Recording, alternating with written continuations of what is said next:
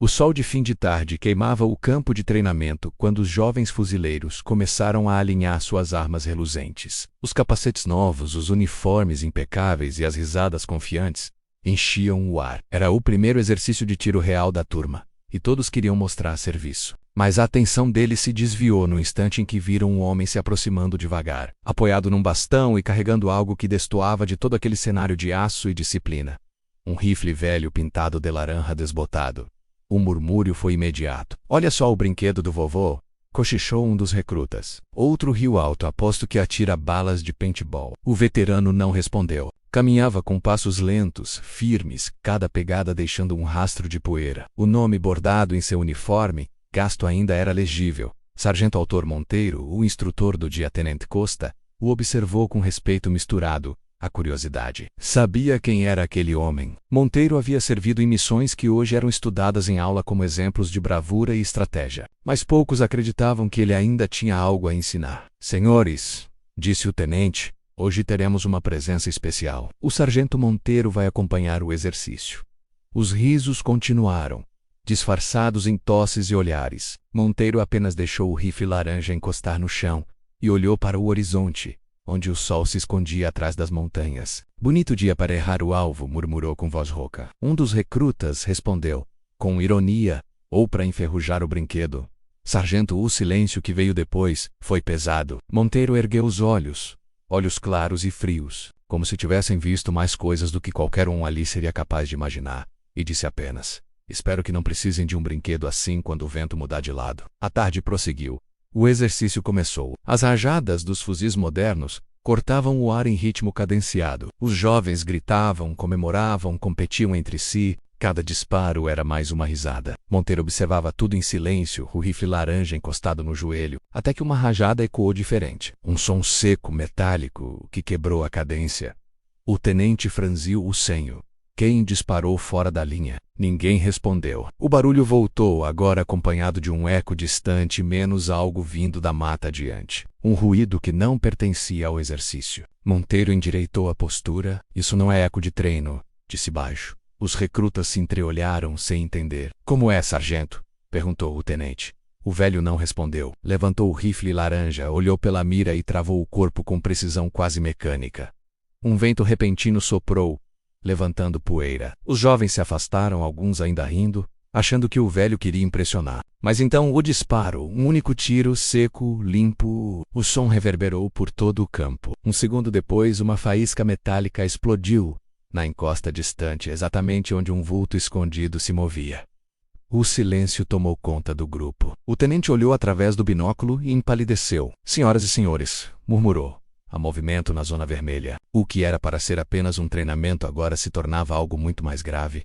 Monteiro baixou o rifle lentamente. "Vocês estavam rindo, meninos", disse sem elevar a voz. "Agora aprendam a ouvir o que o vento tenta dizer antes que ele grite." Os recrutas ficaram parados, sem reação. Um deles, o mais jovem, balbuciou. "Como o senhor sabia que havia alguém lá?" Monteiro o encarou com serenidade. "Porque quando o campo parece calmo demais, é sinal de que alguém está segurando a respiração."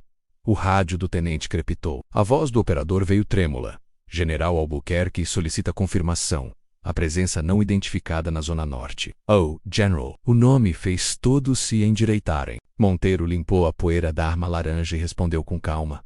"Diga ao general que o disparo foi meu. E que não foi à toa." O tenente, ainda surpreso, perguntou. "Sargento, o que exatamente o senhor viu? Algo que vocês ainda não aprenderam a enxergar."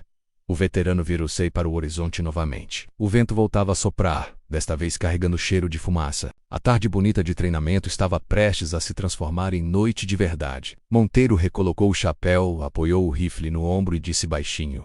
"Hora de lembrar por que essa cor não é apenas laranja menos.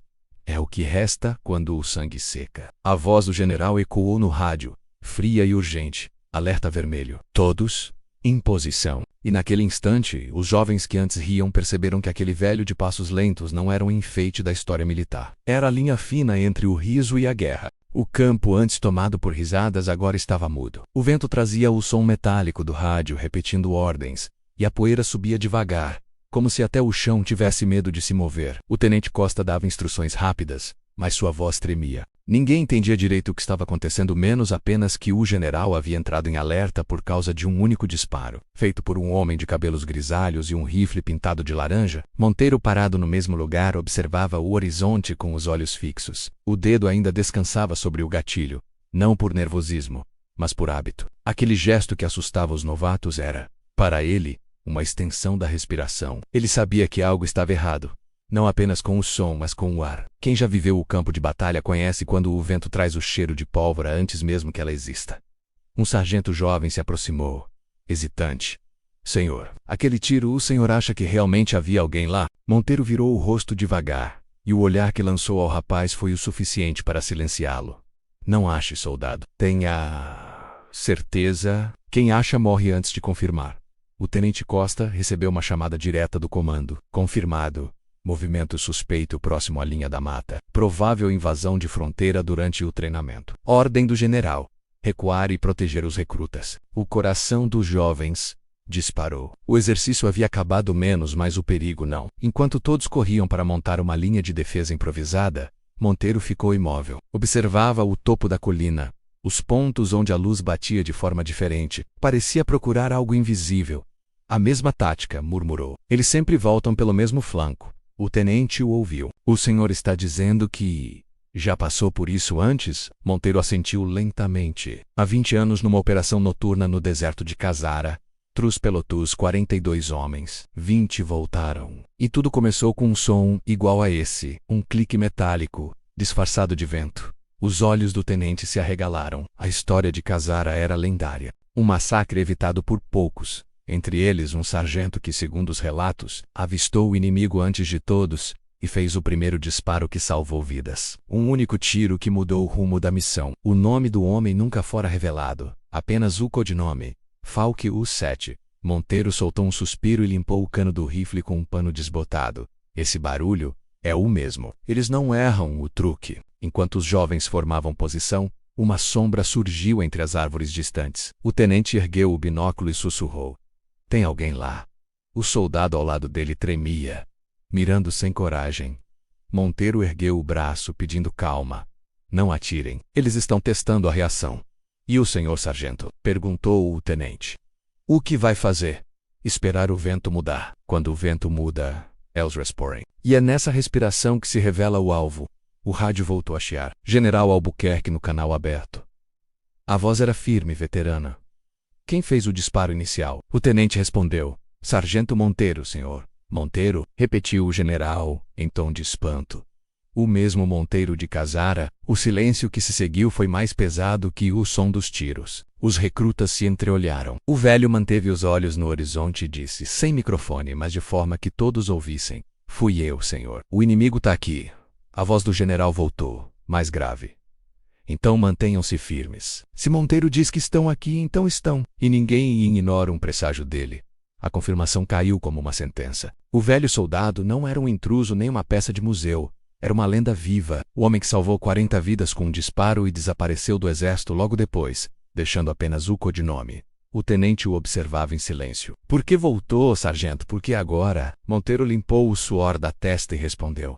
Porque o inimigo nunca dorme. E porque às vezes, quem já viu a morte de perto, é o único que consegue rir com Hecla antes que ela bata na porta. A floresta voltou a se mover. Um estalo.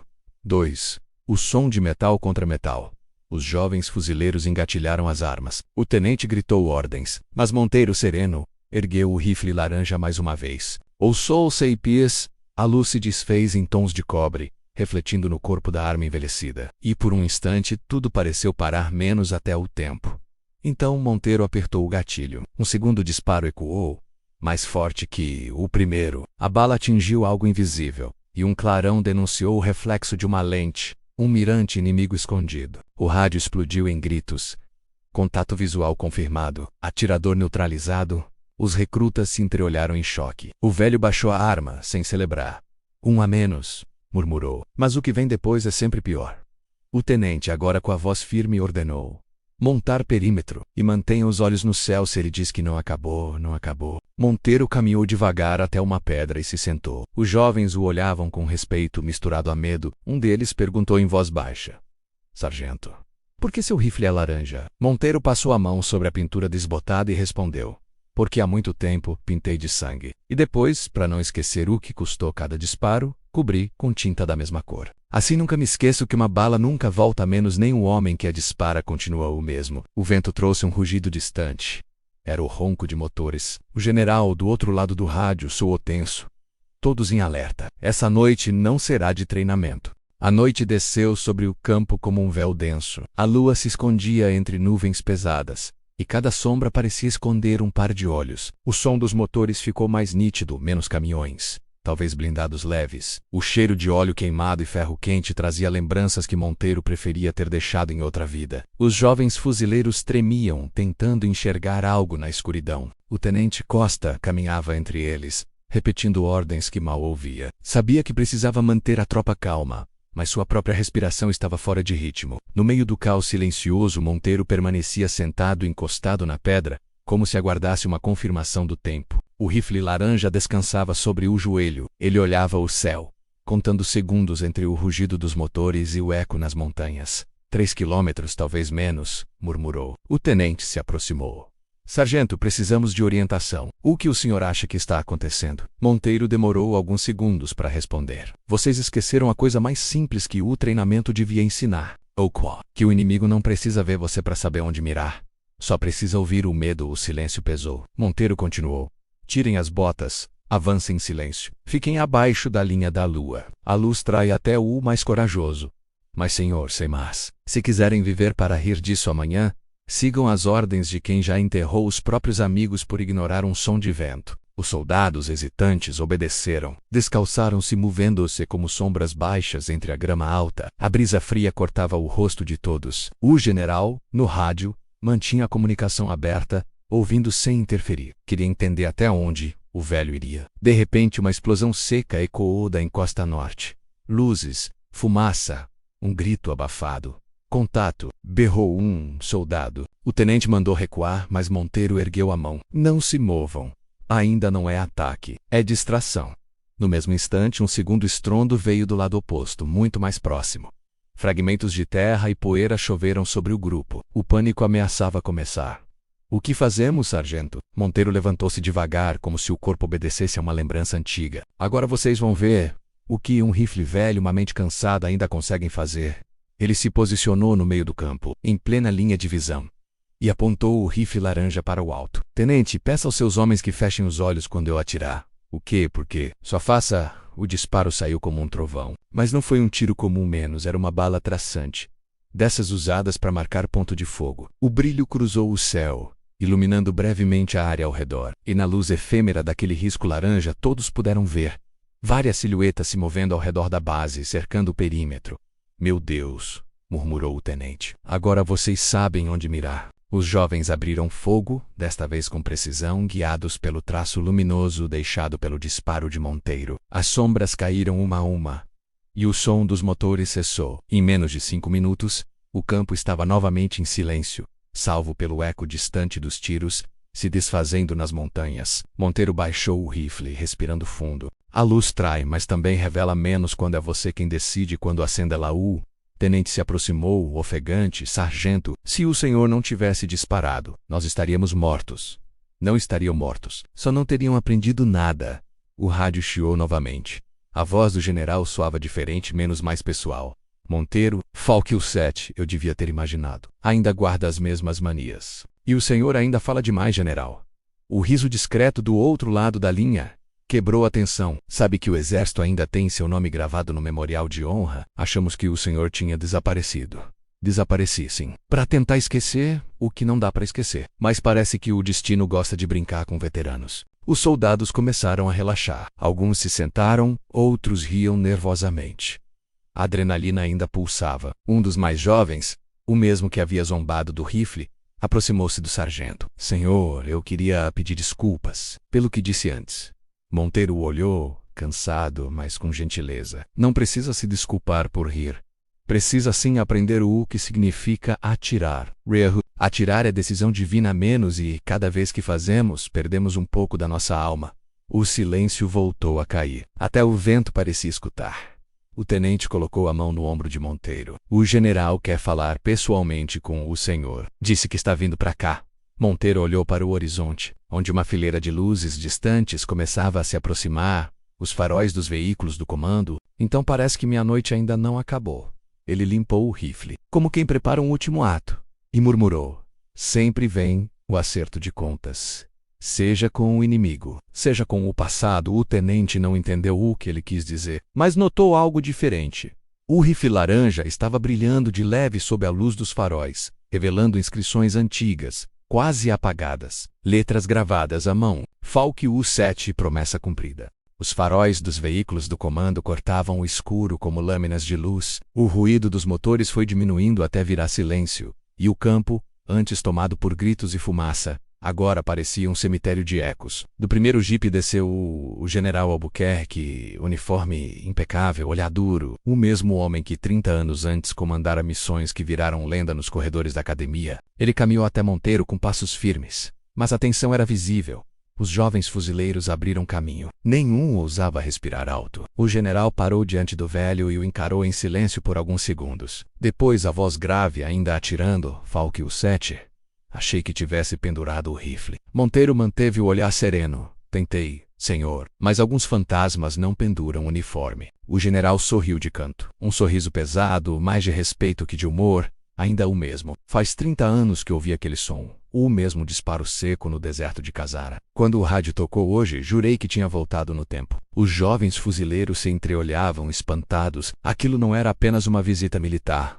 Era um reencontro entre lendas. O general se aproximou mais. Quero saber o que aconteceu aqui. O tenente Costa relatou o ocorrido, sem omitir detalhes. O disparo, o vulto, a aproximação dos inimigos, a tática da bala traçante. Quando terminou, Albuquerque assentiu devagar. Foi você quem percebeu primeiro, Monteiro confirmou. O vento estava errado, senhor. O general respirou fundo. O vento. E você sempre tiveram um pacto, não é? O silêncio que veio depois pesava como chumbo. Monteiro olhou para o rifle laranja apoiado no chão. Este rifle me ensinou a ouvir, general. O som que antecede a guerra não vem dos tiros. Vem do medo. Quando o medo muda de direção, o som muda também. E hoje ele vinha da mata.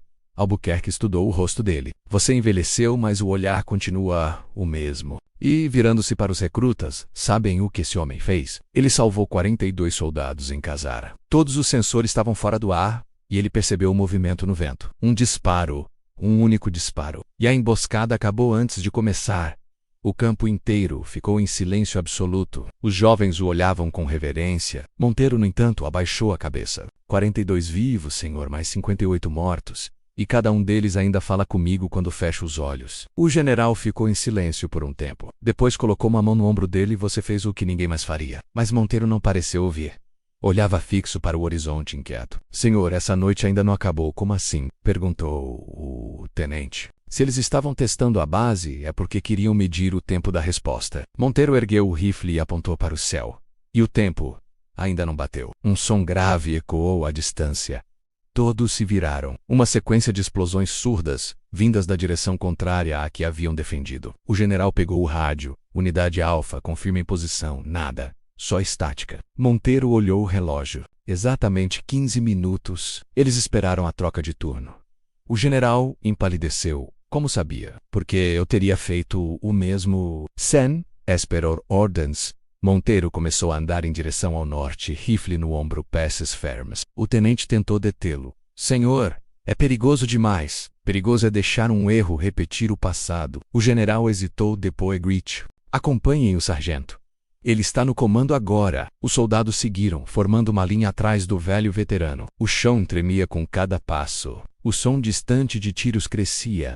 E o clarão das explosões iluminava as copas das árvores. Ao se aproximarem da base avançada, o cheiro de pólvora e ferro queimado ficou insuportável. Havia destroços, fumaça e um silêncio tenso entre os estalos de madeira. Monteiro caminhou entre os escombros, olhando tudo com olhos de quem revê o próprio inferno. De repente ele parou. Ouviu algo, um estalo leve. Abaixou-se e encostou o ouvido no chão. Aí tá. O mesmo truque. Sem dizer mais nada, mirou o rifle e disparou contra uma pilha de caixas metálicas. A explosão que se seguiu foi tão forte que o chão pareceu tremer sob os pés de todos. Quando a fumaça baixou, revelava-se um painel improvisado de detonação. uma armadilha, prestes a explodir toda a unidade. O general, ofegante, aproximou-se. Você acabou de salvar a vida de mais 50 homens, Monteiro. O velho baixou a arma, exausto. Não, senhor. Só paguei a dívida pelos 58 de Casara. Os soldados o cercaram em silêncio, como quem observa um monumento vivo. O general estendeu a mão. O exército ainda precisa de homens como você. Volte conosco. Monteiro sorriu de leve, olhando o rifle laranja. Eu nunca saí, senhor. Só fiquei esperando o vento me chamar de novo. Ele ergueu o rosto para o céu, respirou fundo e disse, quase num sussurro. Agora o vento se acalmou. O general fez continência. Os jovens o imitaram. O velho retribuiu, com um gesto lento, e virou-se para ir embora. Enquanto caminhava, o sol começava a nascer, tingindo o campo de um laranja idêntico à cor de seu rifle. A verdadeira força não vem da juventude nem da modernidade das armas, vem da escuta. Quem aprende a ouvir o vento, entende quando o perigo chega e quando a vida pede coragem. Se essa história te inspirou, curta, comente e compartilhe. Que nunca falte honra aos que ainda sabem ouvir o silêncio antes do disparo. Qual parte mais te tocou nesta história?